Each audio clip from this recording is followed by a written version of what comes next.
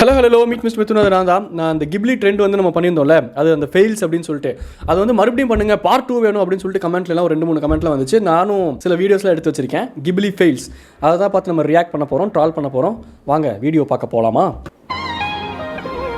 Cost ஸ்பாட்டடா, பேய் வந்திருக்கா? Ghibli ட்ரெண்டில் பேய் நுழைஞ்சிருச்சா?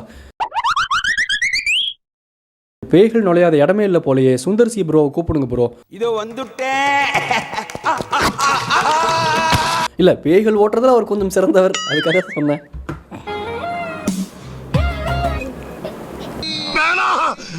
இது ஒரு பெரிய மனுஷன் செய்யற வேலை இல்ல. தப்பான இடத்துல கைய வைக்கிற. ஒரு ஆம்பளை இன்னொரு ஆம்பளைய டச் பண்ணலாம், ஆனா டிச் பண்ணப்படாது. என்னடா இது? இல்லை, ஒரு பேய் வந்தாலும் ஒரு நியாயம் வேணாமா? இல்லை, உண்மையாலுமே இந்த மாதிரி பேய்களை ஓட்டுறதுக்கு சுந்தர் சி ப்ரோ தான் கரெக்ட் போல. இதோ வந்துட்டேன். ஒரு மனுஷன் இதெல்லாம் தர்ம சங்கடமான ஒரு சூழ்நிலை. ஏதோ ஸ்கூல் படிக்கும்போது கண்ட இடத்துல அடிச்சு விளையாடுறது ஒரு விளையாட்டுன்னு சுற்றிக்கிட்டு இருந்தீங்க. சரி, ஓகே, மனுச்சு விட்டுலாம். ஏண்டா வளர்ந்த மனுஷனுக்கு கண்ட இடத்துல கையை விட்டு என்னடா பண்ணுறீங்க? அவனுக்கு அரிக்குதுன்னு அவனுக்கு சொல்லிய தெரியாதா? கேரக்டர் ஏதாச்சும் கேட்டுற போகிறேன் நான்.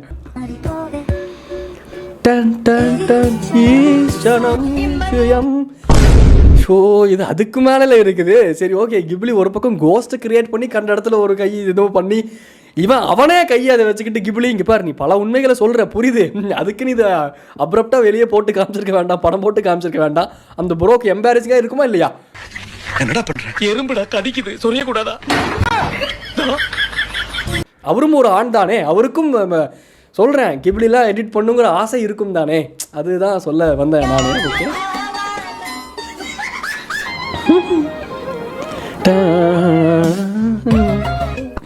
ஐயோ 3 பேர் தான் இருந்தாங்க. நியாயப்படி நீ 3 குரங்கு தான் கிரியேட் பண்ணிருக்கணும் கிப்லி. 5ஆவதா ஏதோ போட்டிருக்கியே. என்னடா உன் குரங்கு? இது ஏன் குரங்கு? ஏய் யாரா அந்த குரங்கு கொடுத்துடுறான், சுற்ற போறான். இது நம்ம மங்கி. அது என்னமோ கிப்லி எடிட் காண்றாங்க. இவர் என்ன பண்ண போறாரு?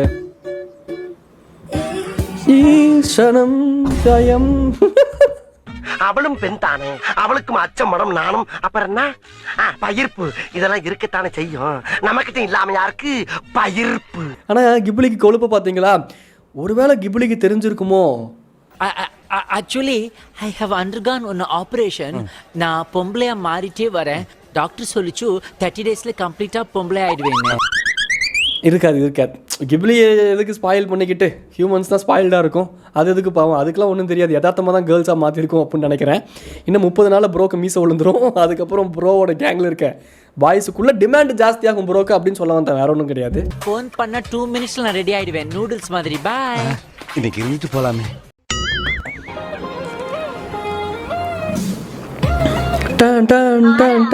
ஐயோ, அட கடவுளே அப்படின்னு சொல்லிட்டு ஃபீல் பண்ணுவோம்.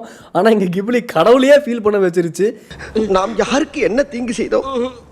நமக்கு மட்டும் ஏன் இப்படி எல்லாம் நடக்கிறது? பிள்ளையாரு, என்னை மன்னிச்சிருங்க பிள்ளையார் அவர்களே. பிள்ளையார் வந்து ஒரு அண்டர்ரேட்டட் கடவுள் இந்தியாவில். ஆனால் அதுக்குன்ட்டு அவரை ப்ரெக்னெண்ட்டாக இருக்கிற மாதிரி போர்ட்ரே பண்ணுறதான் தப்பு. அவர் க்யூட்டாக தொந்தி வச்சுக்கிட்டு அழகாக ரெப்ரசென்ட் பண்ணுறார். ஒரு ஃபிசிக்கல் ஃபார்ம் ஆஃப் மனுஷன் அப்படின்னா இப்படி 6 packs வச்சாதான் அவன் அழகுன்னு கிடையாது, தொந்தி வச்சிருக்கவங்க கூட அழகுதான் அப்படின்னு ரெப்ரசென்ட் பண்ணக்கூடிய ஒரு அழகான கடவுள். அவரை கர்ப்பமாக்கி வச்சிட்டீங்களே, அது பரவாயில்ல. பக்கத்தில் யாரு? குட்டி பிள்ளையாரு. அட கடவுளே, பின்னாடி விநாயகர் அந்த ஃபோட்டோ இருக்குதுல்ல, அதையும் இந்த அம்மாவையும் பாவம் கிப்லி வந்து கொலாப்ஸ் பண்ணிருச்சு, கன்ஃபியூஸ் ஆயிருச்சு. யாரோ இவன் யாரோ, சொந்தம் யாரா நீவனோ. அவன் மொரட்டாலாம் ஒருத்தன் உட்காந்துருக்கான் பாவத்தை. இந்த ப்ரெக்னெண்ட்டாக இருக்கவங்களாம் இந்த கிப்லி இமேஜ் ட்ரை பண்ணாலே வந்து முக்கால்வாசி ஒரு 4-5 குட்டீஸை போட்டு விட்டுருது கிப்லியே சேர்ந்து. கிப்லி அதெல்லாம் புருஷன் பண்ணக்கூடிய வேலை, நீ கம்முன்ற. ஆமாம் சொல்லிட்டேன். ஆமாம், இந்த மாதிரிலாம் என் கிப்லிலாம் பண்ணிக்கிட்டு இருந்துச்சா தூக்கி போட்டு ஃபோனை உடச்சி கிப்லி சாவடிக்கிறதா முதல்ல வேலை. அவ்வளோ பொசசிவ் ப்ரோ நான் அப்படின்ட்டு சொல்கிறேன். நிறைய பசங்க அப்படி இருப்பாங்கல்ல, அதுக்கோசம் சொல்கிறேன். சிங்கம் களை இறங்கிருச்சு. சிங்கமா எங்க? பாவம், அது ஆக்சுவலாக ரியல் லைஃப்லேயே அந்த ஹனுமானோட ஃபேஸ் கொஞ்சம் அவர் மாதிரி அவரே ஃபீல் பண்ணுற மாதிரி. இது என்ன மாடர்ன் இன்ஃபியூஷனாக இருக்குது? அந்த காலத்து ஹனுமார் இந்த காலத்து ட்ரெண்டில் சுற்றிக்கிட்டு இருந்தால் எப்படி இருப்பார் அப்படிங்கிற மாதிரி.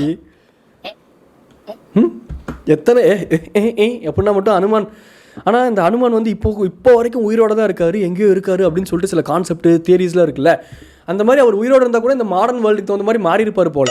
ஆனால் பாவம் அனுமன் கடவுள் மொதல் கொண்டு விட்டு வைக்கிறது இல்லை கிப்லி.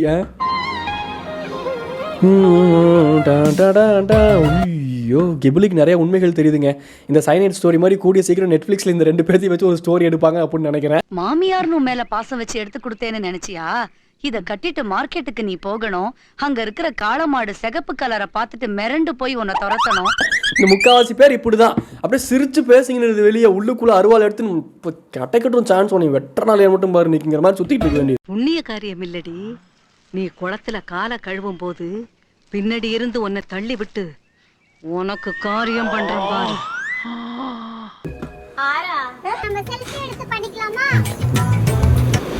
ஒரு மாமியார் மருமகள் 2 பேரும் கியூட் இல்லை. ஒரு மாமியார் மருமகள் அப்படினாலே சண்டை தான் வருமா? மாமியார் மருமகள் ஏன் ஃபோட்டோ எடுத்து கிப்லி எஃபெக்ட்லாம் ட்ரை பண்ணக்கூடாது, அவங்க ஃப்ரெண்ட்ஸாக இருக்கக்கூடாதா? அந்த மாதிரி ஒரு வீடியோங்க இது. அவுட் ஆஃப் கிப்லி ட்ரெண்ட்னு நினைக்கிறேன். பார்ப்போம் என்னன்னு பார்ப்போம் ஃபர்ஸ்ட்.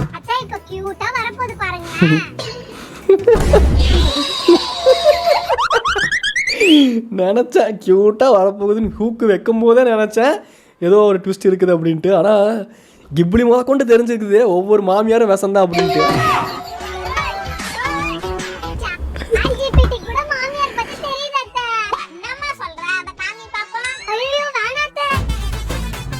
வேணாம் எதுக்குங்க ஓடுறீங்க? நீங்கள் காமிச்சிருந்துருக்கலாம்ல. இது பார்த்தீங்களா, இதான் நீங்கள் புரிஞ்சுக்கோங்க. சாட் ஜிடிபிக்கே தெரியுது, உங்களுக்கு தான் தெரிய மாட்டேங்குது அப்படின்ட்டு. நல்ல வேலை அந்த மாமியார் எதுவும் கொத்துற மாதிரி வைக்கலையே. சொல்கிறேன், விஷத்தை கக்காமல் இருந்தால் சரி. ஒவ்வொரு மாமியாரும் மருமகளுக்கு பாம்பு தான், ஒவ்வொரு மருமகளும் மாமியாருக்கு பாம்பு தான். ஆனால் 2 பேரும் விஷத்தை கக்கிக்காமல் இருக்கிற வரைக்கும் சந்தோஷம் அப்படின்னு ஆண்கள் சுற்றிட்டு இருப்பாங்க. அப்படியே விஷத்தை கக்கினாலும் ஆண்கள் மேலே கக்கிறாளுங்க எல்லாம் சேர்ந்துக்கிட்டு. பாவம் இந்த ஆண்கள் நிலமை. சொல்கிறேன், ஓவராலாக கிப்லி ஃபெயில்ஸ்லாம் பார்த்தோம். டோட்டலாக சும்மா ஜாலியாக ஒரு ரியாக்ஷன் வீடியோ. சப்ஸ்கிரைப் பண்ணிக்கோங்க. கண்டினியூஸாக வீடியோலாம் வரும் ரெகுலராக அந்த சேனலில். டாடா பாய் சொல்லி கிளம்புறது. நாங்கள் மீட் மிஸ் பண்ணி டாடா பாய்.